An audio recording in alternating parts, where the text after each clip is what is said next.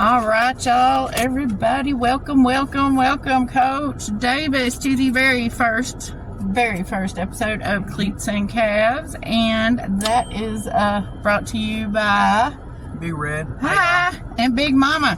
And today we have Coach Davis. He is our new head coach of Jemison, and we are so happy to have you, Coach. Welcome to the fancy studio here.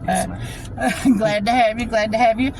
Tell us a little bit about what you've seen so far and what you're hoping for this season. Well, so far, I mean, we've just been putting in the work, not trying to look too far ahead, just one day at a time, and trying to figure out who I have here, who's who at Jemison. So, and who we can. I want to try to get as many guys on the field as possible, but trying to find a good core to work with at first. That's I'm trying to iron that out first, and then once we can do that, then I can figure out how to plug everybody else in. Well, coming up soon, everybody's going to get in pads, and then you're going to know what you got to know, Coach. Because you really don't know until people start hitting each other on what they're going to do. But so the first time on the field for everybody is going to be Big Red's hydrating back there because he's dry. Coach there after practice. So thank you, fellas, for participating in this. First time on the field, we got a jamboree on August the 16th against Lincoln. Now, Lincoln last year, they were 4-6 in their region. They are 5A Region 6. They're not in our region. Thank you, Lord. They were 1-5, so they were number 6 in the region. And of course, last year we were 1-9, 0-5 in our region. We're 5A Region 3. So it seems kind of random sometimes on who y'all pick for a jamboree. So, and jamborees don't count, correct? Like, that's my understanding about it. Yes, ma'am. How do y'all decide who to play when you're arranging those things? Well, the schedule was pretty much set before I even got here. Oh, goody.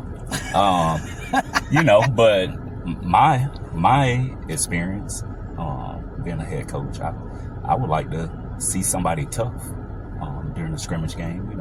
Okay. It doesn't count technically. Yeah. But it counts emotionally. Yes, and it'll give us a good idea where we're at right now. And I think Lincoln, that's a good opponent to see. Okay. Are you familiar with the coach? I am not. I'm familiar with Lincoln historically because they used to be a powerhouse. It used to be a powerhouse. That's why I was like, oh my God, we're playing Lincoln. Yeah. And then I was like, okay, wait a minute, we're playing Lincoln. Yeah. Okay. So I think it's I think it's gonna be pretty good. That's been a while. So I think it's gonna be pretty good for us coming into this new season, this new era. Yeah. Just to see where we're at. So, just a quick for educational purposes, like, what's the purpose of a jamboree for you as a coach, for the players? Like, what it's just is an evaluations like NFL preseason kind of thing? Oh yeah, it's more of an evaluation for me. Like I said earlier, I want to play as many guys as possible. It would be nice to have a core 11 for offense, core 11 for defense, but usually, that's not the case all the time. So we have to go with who we think give us the best chance to win. But going into that jamboree, usually I try to play as many guys as possible. And then as a coaching staff, we sit down and figure out what's next. What's next. And can this guy do the job for us? We're not perfect either. We're just going off our best hunch. Well, it's a recipe. So, Coach Saban said it last year. It's like baking a cake. So I guess you got to see. So I've given guys chances in the past that I had to, by game 3, I was like, this is not going to work. It's like you said, it's a process. It's a process. But that jamboree does it at least have you feeling a little bit better going into the first for real game. First for real game. Okay, well, we're not going to get into that first for real game because we're going to save that for another episode. But I'm going to let Big Red jump in, and he's got a question. So, okay, my question for right now would be, as a team, do you think we are where we need to be? Honestly, no, not at this point. But are we striving to get there? I feel like we are. it's a process. Like we said, I don't want to sound like Coach, I know you're all not the being answers negative about it. or not being negative, but I don't want to sound like I know I have all the answers. Right. But if we're where we should be right now, then we're not going to get better at all throughout the season.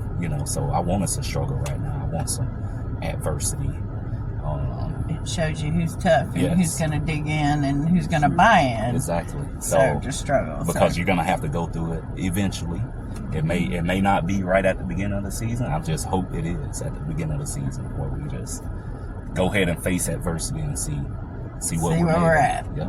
Okay. You don't really see everything till you get pads on. Yes, sir. That is true. Well, okay. What advice could you give a single parent? Because I know it looks from the outside sometimes like it's easier to have two parents doing a sport, multiple sports, multiple kids and different things. But what advice could you give a single parent to help support their player? Because sometimes you may have access to that person, you may not. It just may be the kid shows up from time to time. Oh yeah, yeah. I don't know. I guess if I was a single parent, I would just want to encourage my kid. Maybe, you never know. Some kids could be resentful for being in a single parent home. So some kids may like the fact that they're in a single parent home. Right. But just always encouraging your athlete and letting them know. As a coach, I would like everybody to think that we are doing what we're supposed to do, and we're trying to look out for the best interests of all the kids, but a lot of times that's not the case, but I just think, just encouraging them, stay on them and push them to try to see what you're made of. A lot of times, how can I put it? These boys, sometimes teenagers just think things are like given to them. Yeah, like it's talent, easy. Talent is given to you, and it's not. You gotta work. You gotta work for it. You gotta grind. And if you're not there yet, keep working. Like you never know what type of person is gonna make you. Exactly. You may not become a talented person, but your character, your ego may improve. Well, obviously I was not a football player, but I would have been if I could have been. Yeah. My dad was a football coach, so I was always there. But, I was a band geek, and no offense to anybody out there, not trying to offend anybody, but it taught me discipline. It taught me how to work together as a team. It taught me how to listen. It taught me how to appreciate. It taught me how to make friendships, bonds with people that still continue to this day. We're all working for one goal, and that's to make Jemison the best that it can be in all areas, so Yes, we're all looking forward to it. And football, I feel like it's safe. I don't feel anything bad about putting my child out there like he's gonna get hurt or anything. I think you guys do a really good job of getting them prepared, and we have the right equipment for that. Yes, ma'am. There is nothing wrong with letting your kids struggle sometimes to see what they're made of. Yes, ma'am. And I didn't understand that when my parents let me flounder, but now on the flip side, I do. Yep. So there's value in working for what you've achieved. Yes, ma'am. So absolutely. So, do you have another question, Big Red? I do. All right, Coach. Another question coming at you. What could a lineman do to get faster?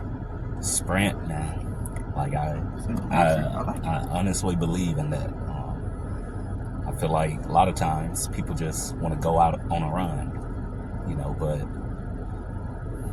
I don't see anybody running and winning a gold medal at the same time, man, like you got to go fast. You got to try to go fast. And sprinting, I don't want to sound like a geek, but it's neurological. A lot of it is just teaching your muscles how to fire a little bit faster, and those things take time. Like you probably heard me say it before, like it grows like a tree. You just don't plant. Muscle memory. Yeah. Muscle memory is a real thing. Exactly. So you got to plant that seed, and you got to keep watering it, and eventually it's gonna come. But it's not gonna come. So you got to run the 40 a lot. Yeah. A lot. Or anytime you're running, sprint. Don't run. Don't Sprint. just jog. Yeah. Just get it Sprint. going. Run. And if you're tired, let me know. Oh, good Lord. Okay. All right. Okay, Coach, you're back home coaching in Alabama. That's got to feel good. You're close to mama. The kids are here. Your wife's here. That's got to mean the world. I know that you had great success in Arizona, but now that you are back home and you got to split your attention a little bit, has that been like wonderful because you missed everybody, or has it been like, I ain't used to doing it this way? No, I miss them for sure. No, I'd rather be around family, but at the same time, I got to find that middle ground. Exactly. Where, when it's football, but when it's family, it's family. Yeah, it's family. So I'm real. I've gotten plenty practice with that. So I think I've found it. But can it be better? Yes, because August through November, hopefully December, I'm thinking. Football. That's on my mind all the time. Oh, yes, so, absolutely. But when I go home, I got to kind of put it on the shelf for a little bit and make sure that you do. I tend to my kids and my wife. You do. Because, listen, being a coach's kid, football's everything. Yeah. It's everything. And it wasn't just during football season. It was 24/7, 365. We talked about it. We spoke about it. We watched videos about it. We scouted people. We went here. We went there to meet this player, that player. Yes, different things.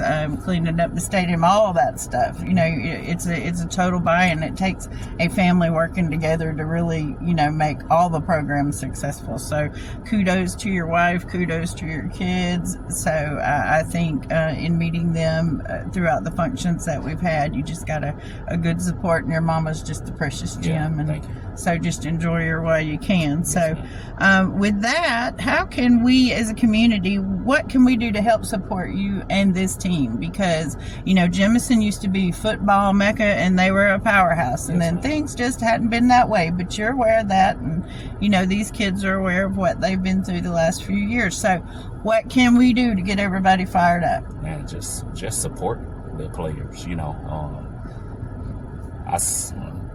I've talked about this before, but I feel like if I went in the locker room and asked anybody if they wanted to lose, nobody would raise their hand. Nobody wants to lose. No, nobody wants to lose, and they're here. I mean, these boys showed up.